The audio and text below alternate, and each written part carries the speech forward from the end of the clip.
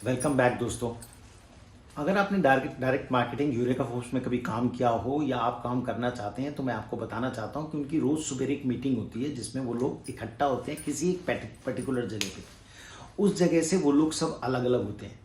ऐसे ही कुछ माधव जिसके बारे में हम पिछले बारे वीडियो में बात की थी, उससे हम आगे चलते हैं। तो वो एक जगह उनके साथ किसी को सीनियर को भेजा जाता था। माधव उस सीनियर को पूरी तरीके से जांचने, समझने, कोशिश एग्जामिन करने की कोशिश करता था और कैसे कैसे अपॉइंटमेंट्स लेते हैं, कैसे सोसाइटीज़ में घुसते हैं, कैसे अपॉइंटमेंट्स में ले पाते हैं, ये इसको जांचने की पूरी कोशिश करता था। कई बार अपॉइंटमेंट्स मिल जाते थे, कई बार भाग भूग के दोबारा वापस आ जाते थे, शाम को कोई डेमो नहीं हो पाता था, बहुत परेशान होते थे वो लोग। ये सब चीज़ें सीखने के बाद वो नहीं प्रॉपर चल पा रहा था, तो उसने डिसीजन खुद लिया कि एक बार कुछ मैं ऐसा करूँगा। उसने डायरेक्टरी निकाल के नंबर्स निकालने की कोशिश करी जिससे कि वो डायरेक्ट लोगों से अपॉइंटमेंट ले सके, या फिर वो उस जगह से सोसाइटी के बाहर घूमता और जगह जगह जाके किसी न किसी बहाने से गार्ड से दोस्ती करने की कोशिश करता। ये बताता, अगर कोई अलीगढ़ का है तो अलीगढ़ की तरह से उसको बताता कि मैं अलीगढ़ का हूँ, कोई इलाहाबाद का बताता तो वो इलाहाबाद का बताता। कहने का मतलब ये है कि उनसे अपनी जान पहचान बढ़ा के उनसे अंदर एंट्री लेने की कोशिश करता और वो अक्सर सफल हो जाया करता था। और जब फिर वो अपॉइंटमेंट लेने के बाद जब वो अंदर पहुंच जाता था तो पूरी कोशिश उसकी ये रहती थी कि किसी भी तरीके से वो लोगों से अपॉइंटमेंट ले सके। उसका एक बेहतरीन तरीका ये हुआ करता था कि वो जब जाके किसी से मिलता था और कोई उसको ये वाली बात पूछता था कि भाई किस लिए मिलना चाहते हो, क्यों मिलना चाहते हो, इतना प्रोडक्ट तुम्हारा महंगा है, तो वो उससे सिर्फ यही कहता था कि सर मैं आपको प्रोडक्ट बेचने नहीं आया हूँ, मैं आया हूँ आपकी सेहत का ख्याल करने के लिए।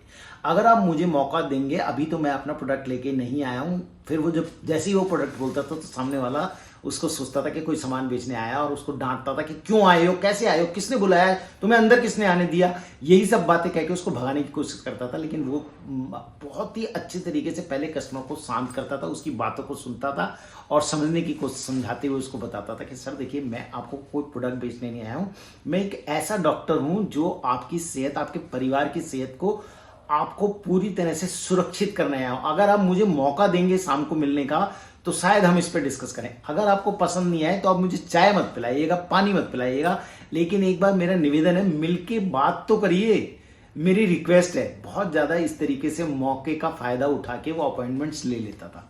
लेकिन कई बार सेल हो जाती थी, कई बार नहीं हो पाती थी क्योंकि टेक्निकली वो बहुत साउंड नहीं था। ऐसे ही उसकी जिंदगी में एक बंदा आया, उसका boss group leader Sanjeev Joshi.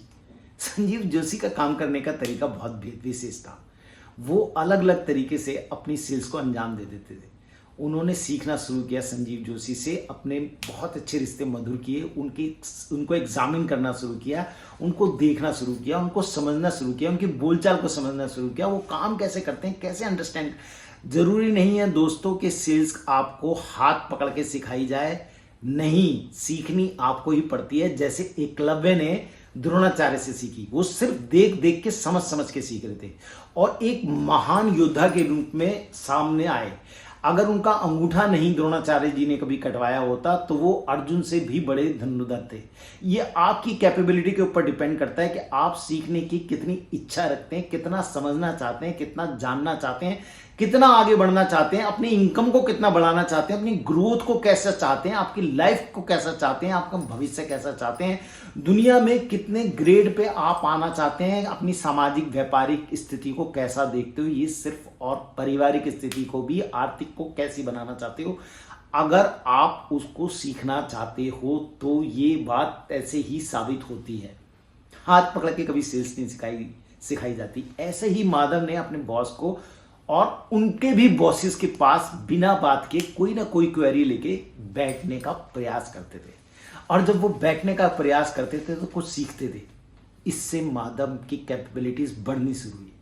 Sanjeev Joshi के साथ जाके उन्होंने बहुत सारी चीजें सीखी, बहुत अंडरस्टैंड किया उस सेल्स को, कंसिस्टेंसी तरीके से काम को लगातार सीखने का प्रयास किया। वैल्यू को ऐड कैसे किया जाता है, सेल्स को ट्रैप कैसे किया जाता है, सेल्स को स्टार्ट कैसे किया जाता है, सेल्स को क्लोज कैसे किया जाता है।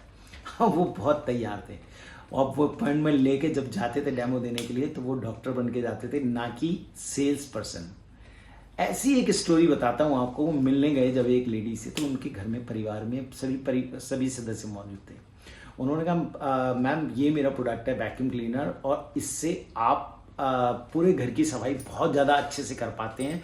अगर आप इसको लेते हैं तो आपके परिवार की लाइफ जो है बढ़ जाती है, स्वस्थता बढ़ जाती है, आपके घर में काम बहुत अच्छे तरीके से हो पाता है। और लेडी ने छुपते ही कहा कि हमारे घर में मेड लगी हुई है भैया, धन्यवाद, हमें नहीं चाहिए ऐसा कोई प्रोडक्ट। वैसे कितने का है ये? उन्होंने कहा, माधव ने कहा 18,000 रुपये का मैम। उन्होंने कहा मेरे घर में 2,000 रुपये की मेड आती है रोज काम करने के लिए, बहुत अच्छा काम करती है, मैं पूरी तरह से संतुष्ट हूँ और मुझे कोई काम करने की आवश्यकता नहीं है, इसलिए प्लीज भैया आप घर से निकल जाइए, आपका बहुत बहुत धन्यवाद। चाय पानी पीना चाहते हो तो बताओ। कह रहे, माधव ने बड़े प्रेम से कहा मैम थक गया हूं, अगर चाय पिला देंगे तो मुझे बड़ा अच्छा लगेगा। ये उनका एक तरीका था वहां और ज्यादा समय बिताने का। मैडम चाय बनाने के लिए गई तो माधव ने कहा क्या मैम अगर आप नाराज ना हो तो मैं आपकी किचन को साफ करके दिखा सकता हूँ? उन्होंने कहा भैया किचन मेरी पूरी साफ है, किचन तुम साफ नहीं कर पाओ, मेरी मेड तुमसे अच्छी कर। मैम आप मुझे मौका तो दीजिए, अगर आपने मुझे मौका दिया तो शायद मैं कुछ साबित करके दिखा पाऊं, और अगर आप मौका ही नहीं देंगी तो देखिए मैं आपको स्वस्थता की बात बताना चाहता हूं, आपकी हेल्थ के बारे में बात कर लो भैया, लेनी है नहीं पहले बता रही हूँ। उसके पति भी उनकी बातों को इशारे में कहना चाह रहे थे कि यार दिखा, देख ही तो रहा है, नहीं लेनी है छोड़ देंगे, चला जाएगा, चल आया है तो बैठ दे, चाय पिला दे, बिस्किट खिला दे, बेचारा थका आ रहा है, कोई बात नहीं है यार, सुबह भी आया था, कोई फर्क नहीं पड़ता।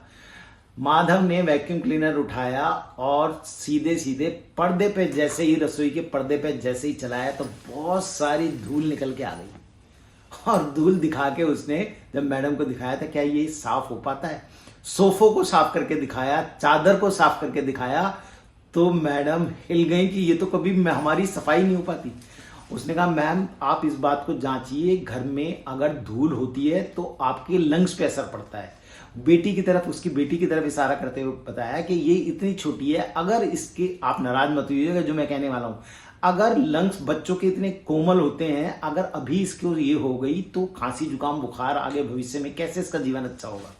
ऐसे डराते हुए उसने उसको कहा मैम ये तो एक छोटा सा वो मैंने दिया है, सोफों के नीचे, पलंग के नीचे और कोनों में एसी, फ्रिज के पीछे सब कुछ अब साफ करके दिखाया। तो मैम पूरी तरह से हिल गई थी और उसकी आंखें और ज्यादा बड़ी हो गई थी कि यार कि ये तो सफाई हम कभी कर ही नहीं पाते, और मैम हम उसको 2,000 रुपये भी दे रहे हैं। उसने कहा मैम मैं आपको सिर्फ यही नहीं बताना चाहता, मैं एक ऐसी चीज बताना चाहता हूं जो आपकी सेहत को लेके सबसे ज्यादा आवश्यक है।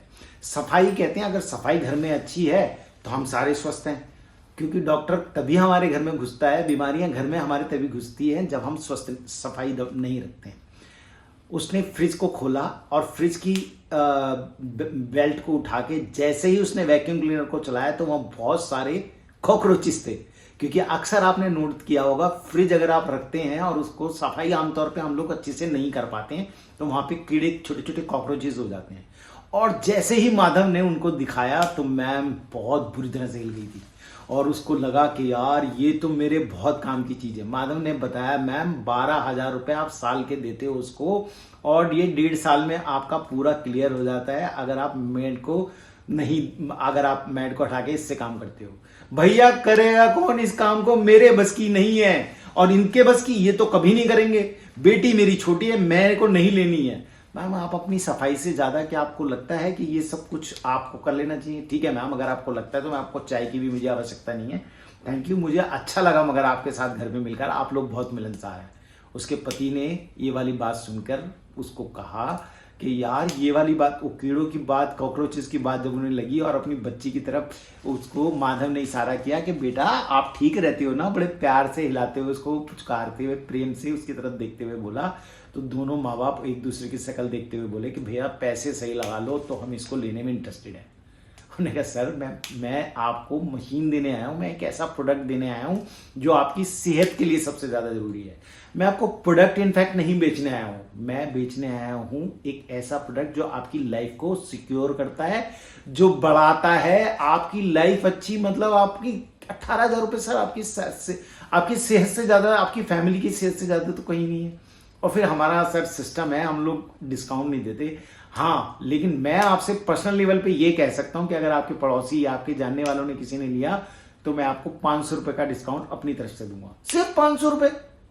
आधी सेल तो जब जैसे ही उसके मकान, उस घर के मुखिया ने बोला तो माधव की आंखें चमक गई थी, उसको सेल्स नजर आने लगी थी। अब उन्होंने कहा सर 500 रुपये ही मेरी कमीशन है, अगर आप कहेंगे तो मैं छोड़ दूंगा। मेरी 1000 रुपये कमीशन बनती है वैसे तो, लेकिन 500 मैं आपको देना चाहता हूँ, तो 1500 मेरे पास रह जाएगी। नहीं नहीं भैया, हम तुम्हारी कमीशन नहीं लेना चाहते, अगर तुम डिस्काउंट कराना चाहते हो तो हम तुमसे मशीन ले लेंगे।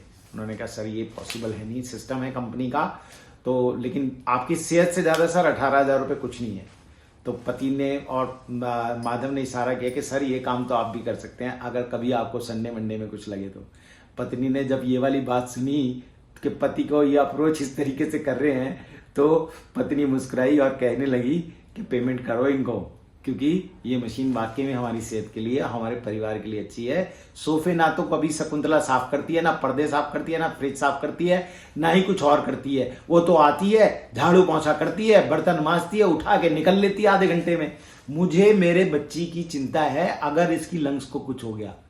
चाय के साथ बिस्कुट भी लाई वो, और चेक जब दिया तो माधव की आंखों में एक अलग ही चमक थी।